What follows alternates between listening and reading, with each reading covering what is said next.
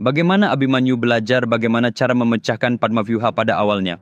Ketika istri Arjuna, Subhadra, hamil, Arjuna menyombongkan diri di hadapannya dengan mengatakan, "Saya bisa melakukan ini, saya bisa melakukan itu," dan akhirnya menyatakan, "Hanya saya sendiri yang bisa memecahkan Padmavyuha, yang tidak ada orang lain yang bisa memecahkannya." Ia kemudian menjelaskan detail rumit dari Padmavyuha kepada Subhadra. Pada saat itu, Abhimanyu yang belum lahir masih berada di dalam rahim ibunya, mendengarkan dengan saksama semua yang Arjuna jelaskan, khususnya bagaimana cara memasuki formasi tersebut. Namun, saat Arjuna hendak menjelaskan bagaimana cara keluar dari Padmavyuha, Krishna tiba-tiba tiba dan menyela, "Arjuna, untuk apa kamu mengobrol dengan istrimu? Ayolah, kita memiliki pekerjaan penting yang harus dilakukan." Arjuna pergi bersama Krishna tanpa menyelesaikan penjelasannya. Karena interupsi ini, Abhimanyu hanya belajar bagaimana cara masuk ke Padmavyuha, tetapi tidak tahu bagaimana cara keluar dari sana. Nah, mengapa Krishna sengaja mencegah Abhimanyu untuk mempelajari jalan keluarnya? Alasannya berkaitan dengan tujuan yang mendasari perang Kurukshetra, rencana ilahi Krishna Paramatma. Dua tujuan utama. 1. Perlindungan Dharma. 2. Pembentukan kesetaraan di bumi. Jika Anda amati, di Krita Yuga, tidak ada banyak perbedaan antara dewa dan manusia. Semua orang bebas berinteraksi.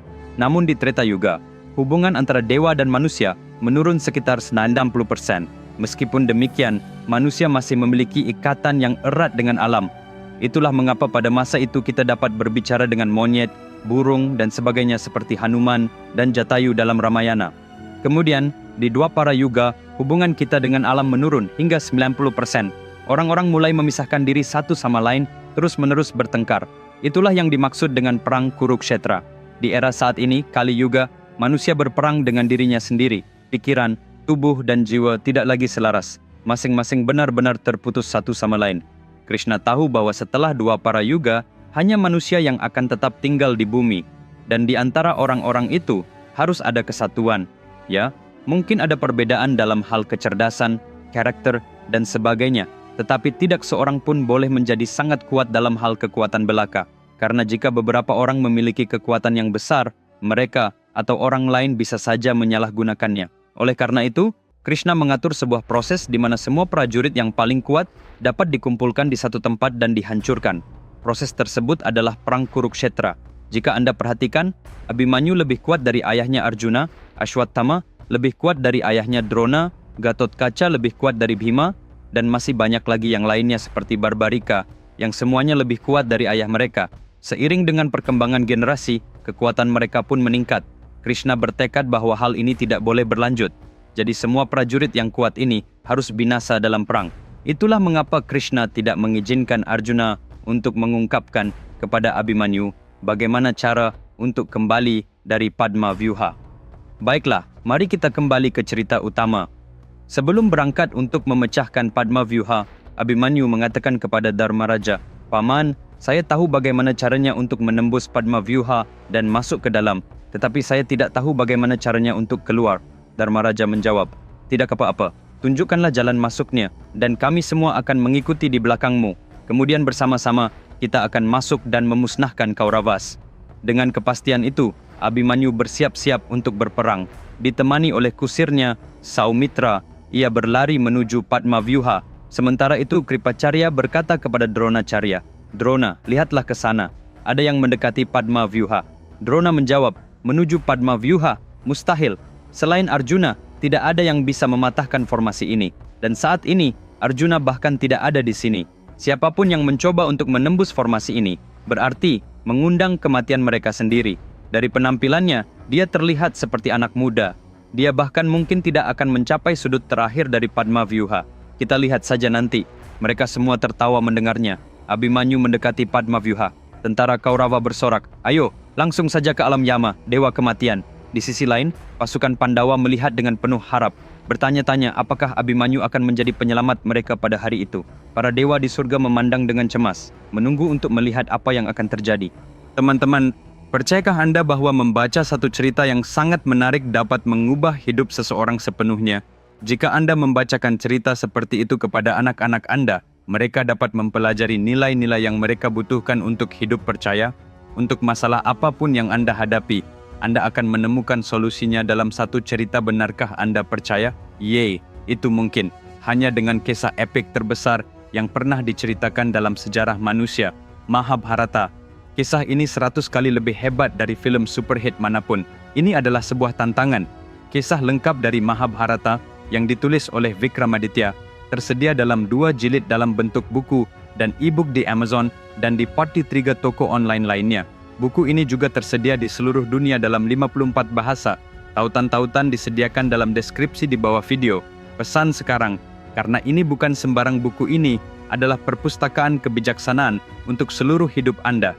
Kembali ke medan perang, Dronacharya berkata kepada Duryodhana, "Duryodhana, jika anak muda ini mencoba mematahkan formasi kita, dia akan mati saat dia mendekati Padmavyuha. Bahkan jika dia heroik dan entah bagaimana bisa bertahan, Arjuna sendiri membutuhkan waktu 2 jam untuk melewati lapisan pertama dari formasi ini. Untuk anak ini, bahkan 1 hari penuh tidak akan cukup. Sekarang lihatlah betapa hebatnya strategiku, Duryodhana." Dan mereka tertawa lagi. Abhimanyu mendekat ke arah Padmavyuha, berdiri di atas keretanya yang melaju kencang. Ia memasang anak panah pada busurnya dan melesatkannya ke udara. Hebatnya, anak panah ini menemukan target mereka di baris kelima dari cincin pertama formasi.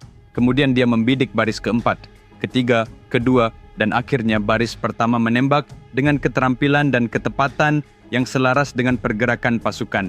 Beberapa bagian dari tentara musuh di setiap barisan tumbang, menciptakan jalan yang jelas bagi Abhimanyu sehingga memungkinkannya untuk lewat. Seperti seekor singa yang memasuki hutan, Abhimanyu dengan mudah menembus lingkaran pertama Padmavyuha. Melihat hal ini, baik pasukan Pandawa maupun pasukan Kurawa dan bahkan para dewa tercengang. Luar biasa Abhimanyu, sorak Sanjaya sambil bertepuk tangan dengan keras. Sekarang, ingatlah bahwa Dhritarashtra adalah seorang yang buta dan Vyasa telah memberikan Sanjaya penglihatan ilahi sehingga ia dapat menceritakan setiap momen perang Kurukshetra kepada Dhritarashtra. Mendengar sorak-sorai Sanjaya, Dhritarashtra bertanya, "Apa yang terjadi Sanjaya?" Sanjaya menjawab, "Tidak peduli seberapa beraninya kamu, biasanya dibutuhkan waktu 2 jam untuk menembus lapisan pertama Padmavyuha. Namun, hanya dalam waktu 2 detik, seorang anak laki-laki berusia 16 tahun berhasil menembus ring pertama dan masuk ke dalam." Dronacharya dan Duryodhana tercengang. Senyum di wajah mereka telah lenyap, sementara senyum Abhimanyu baru saja dimulai. Ini menandai dimulainya serangan heroik Abhimanyu. Di dalam formasi tersebut, terdapat ratusan ribu tentara. Duryodhana dan Drona berdiri dengan kaget, tidak dapat memulihkan ketenangan mereka. Shakuni menoleh kepada Kripacharya dan berkata, "Kripacharya, kami bermaksud untuk menjebak Yudhishthira di Padmavyuha kami, tetapi sepertinya Duryodhana sendiri berada dalam bahaya ditangkap." Dronacharya yang berdiri di sampingnya berkata, "Duryodhana, kita bahkan tidak bisa menghadapi Arjuna sendirian, tapi anak ini setara dengan 10 Arjuna. Siapakah dia?" Dushasana menjelaskan, "Dia tidak lain adalah putra Arjuna musuh kita, Abhimanyu." Mendengar bahwa anak laki-laki yang heroik ini adalah putra Arjuna, membuat semua orang semakin memujinya. Menyadari bahwa anak itu adalah anak Arjuna sendiri, kemarahan Duryodhana tak terbendung lagi. "Hentikan, apakah kalian tidak malu memuji musuh kita? Prajurit-prajurit pasukan Kaurava, mulai sekarang, kita tidak memiliki dharma, tidak ada etika, tidak ada aturan. Hanya satu tujuan yang penting hari ini, kematian Abhimanyu. Siapa yang akan menang? Tentara kita yang berkekuatan 100.000 orang atau Abhimanyu yang satu ini? Aha, sekarang ini adalah perang. Ayo Abhimanyu!" teriaknya. Harapan berkobar dalam diri pasukan Pandawa. Mereka tidak lagi hanya berpikir untuk bertahan hidup. Mereka percaya bahwa mereka dapat memenangkan perang berkat keberanian Abhimanyu. Sampai saat itu, Kauravas telah melangkah dengan penuh percaya diri, mengandalkan Padmavyuha untuk menjamin kemenangan. Sekarang tidak ada setetes pun warna yang tersisa di wajah mereka. Sementara itu, sebuah senyuman mengembang di bibir Abhimanyu. Ia terus menembakkan anak panah demi anak panah, tanpa jeda. Sambil berdiri di atas keretanya, sambil tersenyum, dia melepaskan tembakannya, dan pasukan yang besar di ring kedua di depannya jatuh seperti gelembung di atas air. Ketika Abhimanyu maju seperti angin puyuh, para prajurit musuh berhamburan seperti kapas yang tertiup angin. Dari suatu tempat di tengah-tengah Padmavyuha, Shakuni dan Kripacharya berdiri menyaksikan dengan takjub. Syakuni berkata, "Kripacarya, lihatlah Abhimanyu berdiri tegak di atas keretanya. Satu tangan mencengkeram busur, satu tangan menarik anak panah dari tempat penyimpanannya. Tetapi persediaan anak panahnya semakin menipis. Apakah penglihatan saya yang kurang baik, atau dia menembak dengan kecepatan di luar kemampuan manusia?" Kripacarya menjawab, "Apakah Anda pikir saya masih muda? Saya sudah tua, sama seperti Anda. Saya juga tidak bisa melihatnya dengan jelas. Dia menarik dan melepaskan anak panahnya dengan sangat cepat, sehingga mata kita tidak bisa mengikutinya." Teman-teman, dalam episode berikutnya, kontennya akan menuju ke tingkat yang sama sekali berbeda. Jangan sampai ketinggalan. Kita akan bertemu lagi Sabtu depan pada waktu yang sama. Pesanlah buku Mahabharata saya, sekarang tautannya ada di deskripsi di bawah video. Dan jika Anda belum berlangganan ke saluran saya, silakan lakukan segera. Sampai jumpa lagi, jaga diri kalian. Sampai jumpa.